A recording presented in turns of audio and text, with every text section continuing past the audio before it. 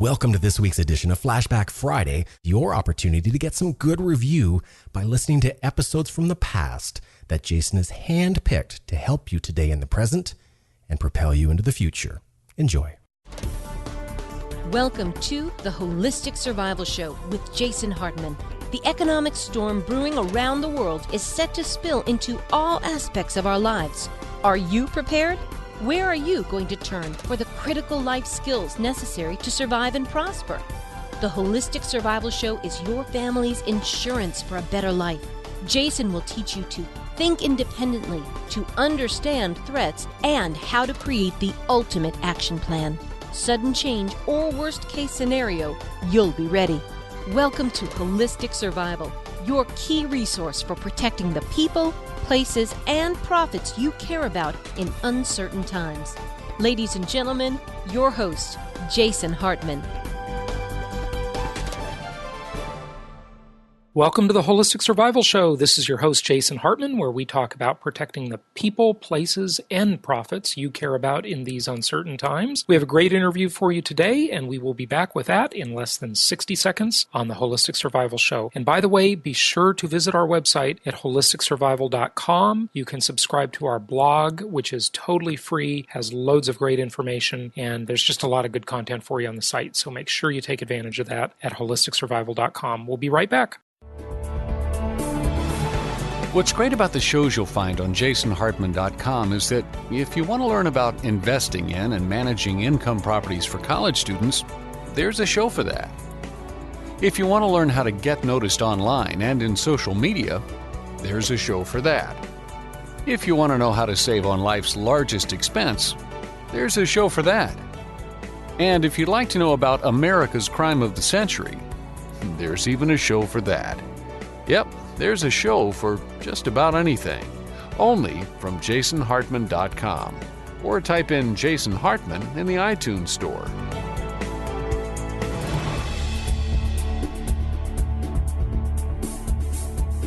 It's my pleasure to welcome Susan Crawford to the show.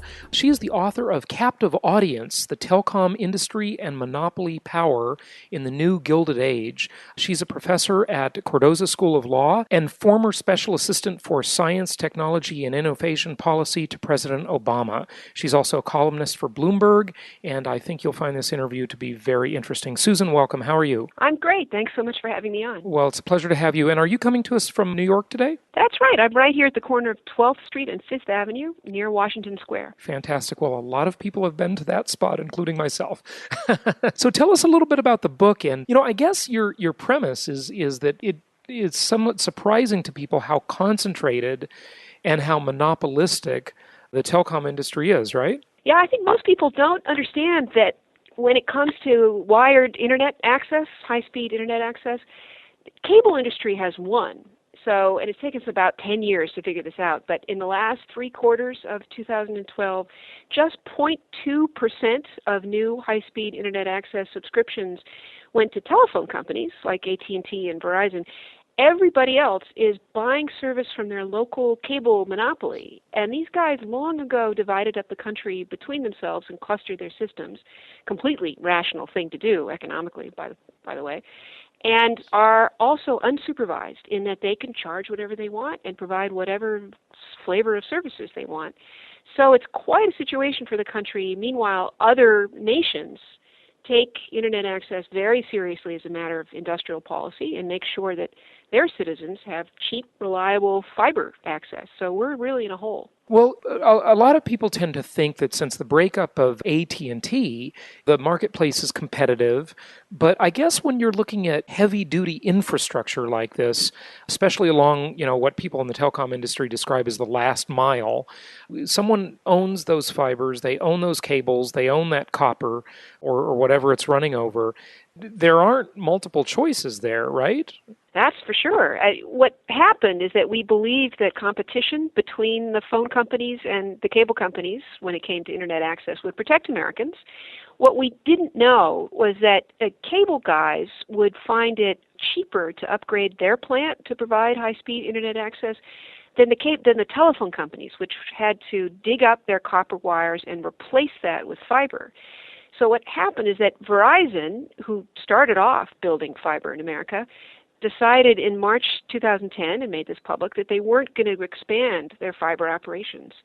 So cable really stands alone. Only 15% of Comcast's footprint is also has competition from Verizon. Only 11% of Time Warner Cable's footprint does. So cable has won. Cable has won. Now, what's going on with this? I recently learned about Kansas City, and really a larger area there than just Kansas City, but in the Midwest, this huge fiber network, which is just ultra mega high-speed internet. Is that a Verizon project? No, that project is a very disruptive story being told by Google. So Google actually held a contest for American cities saying, we'll bring gigabit fiber connectivity, so that's 100 times faster than a standard American connection.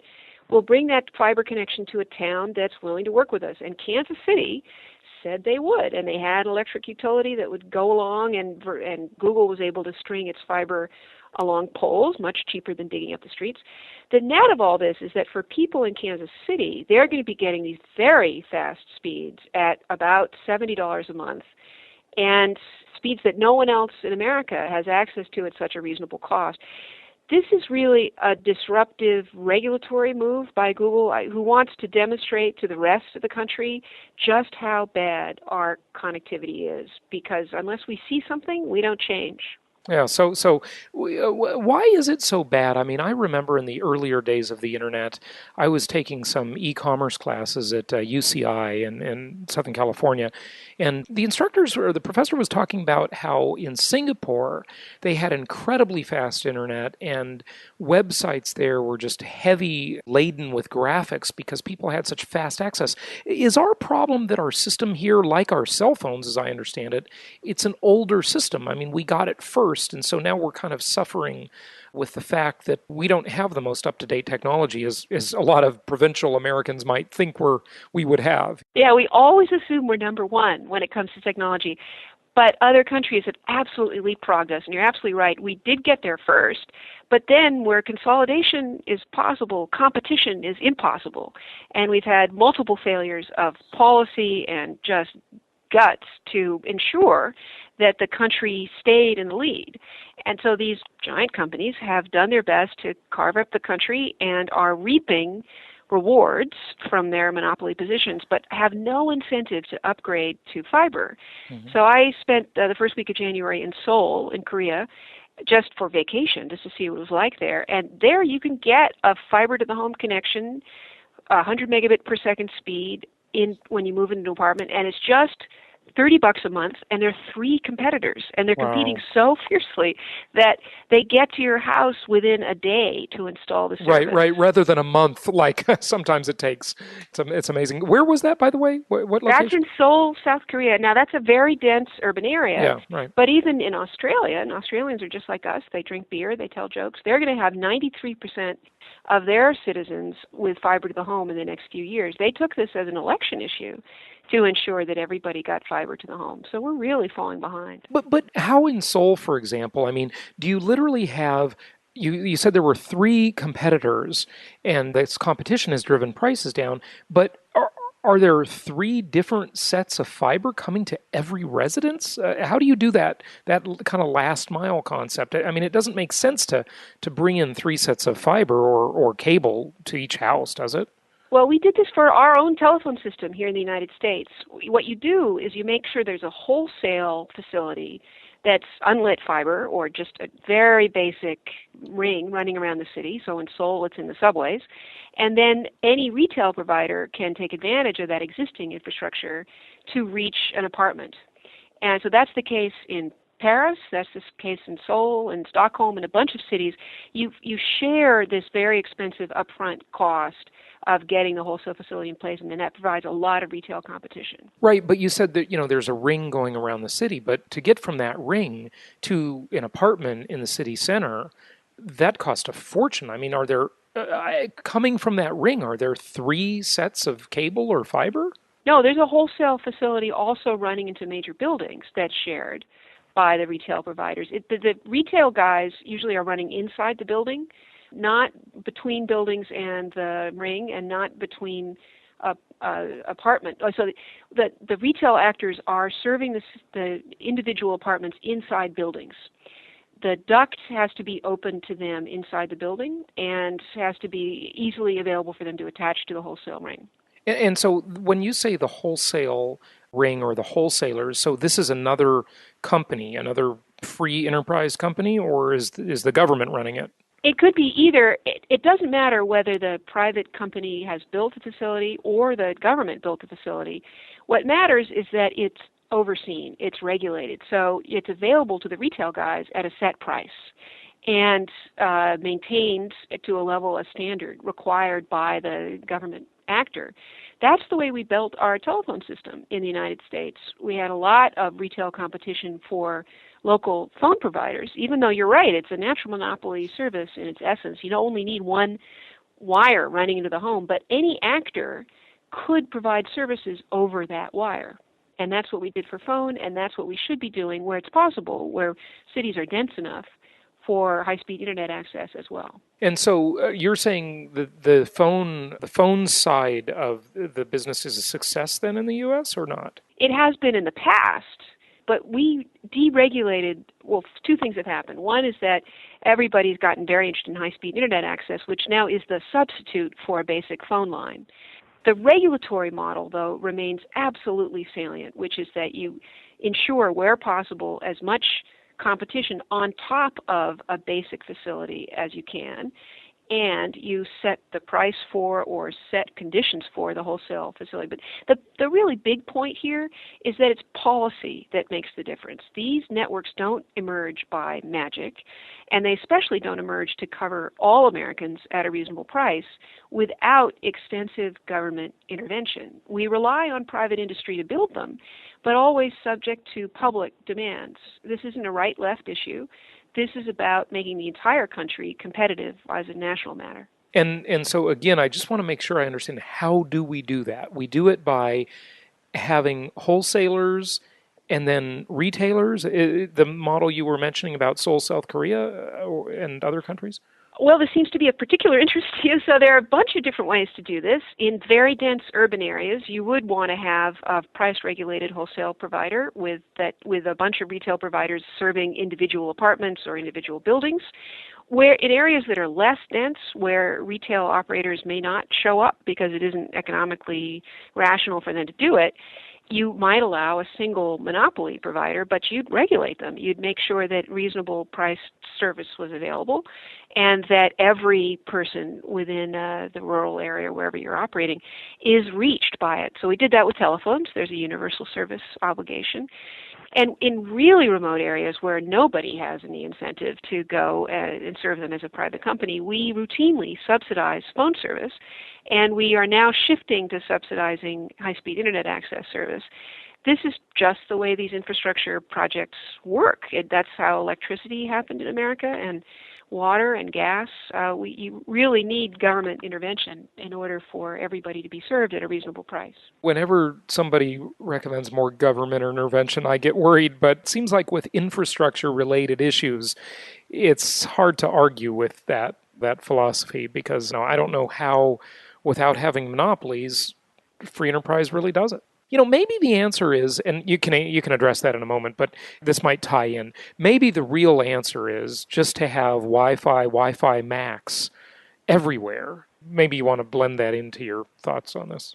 Okay, so two responses to that. One is that you can think of wireless like an airplane flying around, gives you mobility, allows you to travel all kinds of different places, but airplanes need runways in order to land. You can't have a Wi-Fi or wireless system without fiber, without wires to which those transmissions can attach.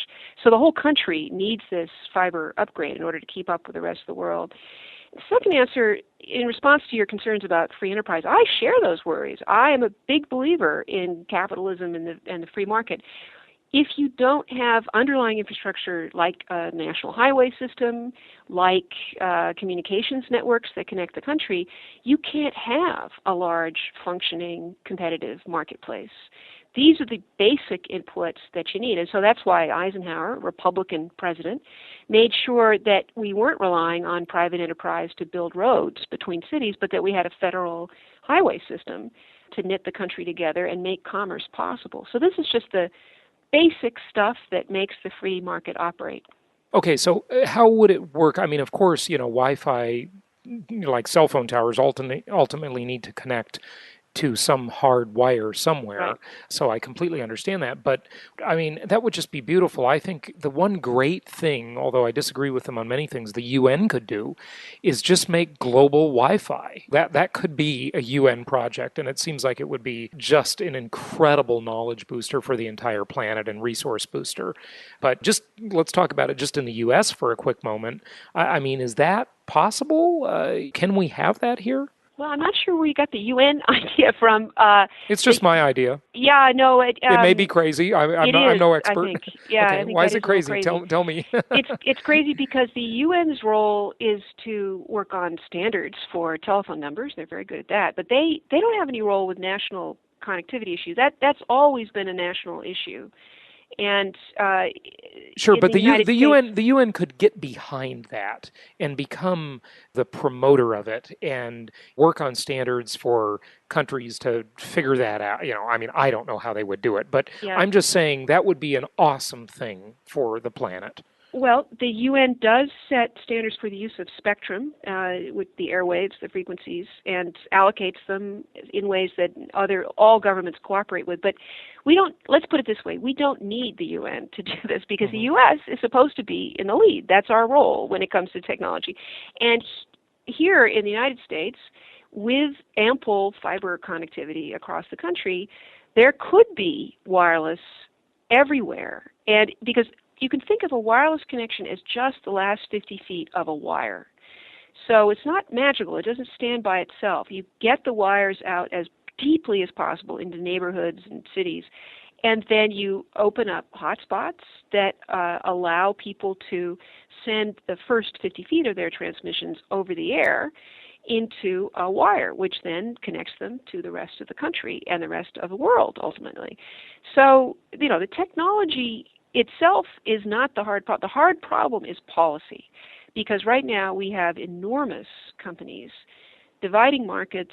So Verizon and AT&T take wireless and cannot compete because of the laws of physics with what the cable guys are doing on the wired side, and they're now collaborating. So Verizon and Comcast have a joint marketing agreement which allows them to sell each other's services. All of this is great for them, but not good for either an upgrade to the existing communications facilities we have or making sure that we get reasonable prices that might be given to us by a competitive marketplace. Well, I mean, one of your suggested talking points is, will the FCC ever enforce free Wi-Fi for everybody in the U.S.? I mean, where did that come from? Is that something that we were supposed to have? Well, nobody has suggested that your connection to the Internet should be absolutely free. We didn't do that with telephones, and there's no need to do that here. What I'm suggesting is that everybody in the country should have a reasonably priced connection to the Internet. Now, the FCC has been suggesting that we make more Wi-Fi available. All Wi-Fi is sharing a wire. So businesses, like Starbucks and McDonald's, allow people to share wires inside, and that brings some connectivity to people who don't have wires at home. But it's a poor second best. It's a complement. Let's put it that way. It's a complement with an E. Allows us to have mobility and work on devices inside our homes and businesses. But the first step, and the most important step, is getting inexpensive, very highly maintained, world-class wires all around the country. All right, well, just wrapping it up, first of all, tell people where they can get the book if you would, and then just any closing thoughts you have. Sure. Well, if you want to learn more about all of this and the steps that have led America into the hole it's in today and what you can do about it, read Captive Audience, which is available on Amazon. And I look forward to hearing from people who are interested in particularly joining in the quest for better Internet access at the municipal level, which is where a lot of the action is today. Fantastic. Well, Susan Crawford, thank you so much for joining us. Thank you for having me. I really appreciate it. Thank you for joining us today for the Holistic Survival Show, protecting the people, places, and profits you care about in uncertain times. Be sure to listen to our Creating Wealth show, which focuses on exploiting the financial and wealth creation opportunities in today's economy. Learn more at www.jasonhartman.com or search Jason Hartman on iTunes. This show is produced by the Hartman Media Company, offering very general guidelines and information. Opinions of guests are their own, and none of the content should be considered individual advice. If you require personalized advice, please consult an appropriate professional. Information deemed reliable, but not guaranteed.